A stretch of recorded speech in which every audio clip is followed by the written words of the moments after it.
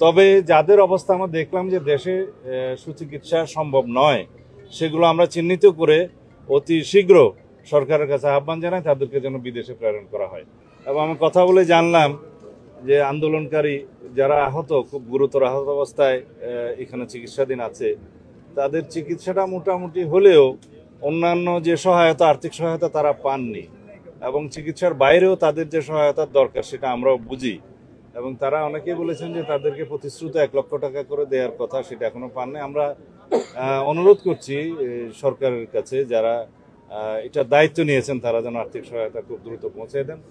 আমরা গত রাত্রেই আমাদের নেতা, আমাদের দলের মাননীয় ভারপ্রাপ্ত চেয়ারপারসন জনাব তারেক রহমান আমাদেরকে নির্দেশ দিয়েছেন, এবং এই রোগীদের জন্য উনি তাৎক্ষণিকভাবে আমাদের কাছে 5 লক্ষ টাকা প্রেরণ করেছেন। আমরা সেটা আজকে এখনই আমাদের ডাক্তার রফিক সাহেব আছেন এখানে, স্বাস্থ্য উপদেষ্টা, স্বাস্থ্য সম্পাদক দলের, ওনার হাতে দিয়ে যাচ্ছি। উনি প্রত্যেকের কাছে যার যতটুকু প্রয়োজন উনি একটা বিতরণ করে যাবেন এখনই।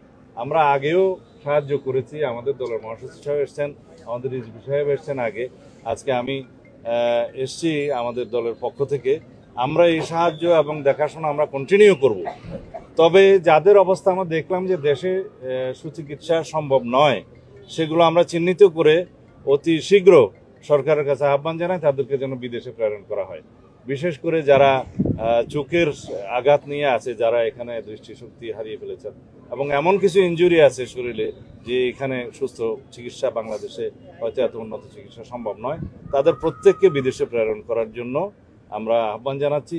এবং এইটাও আমরা প্রতিশ্রুতি দিচ্ছি, যদি ইনশাআল্লাহ আমরা দেশ পরিচালনার দায়িত্ব পাই, তখন অবশ্যই সকল আহত এবং সকল শহীদদের পরিবারের সাথে আমরা বসে তাদের প্রত্যেকের জন্য যার যেভাবে পুনর্বাসন করা দরকার, চিকিৎসা করা দরকার, সেই ব্যবস্থা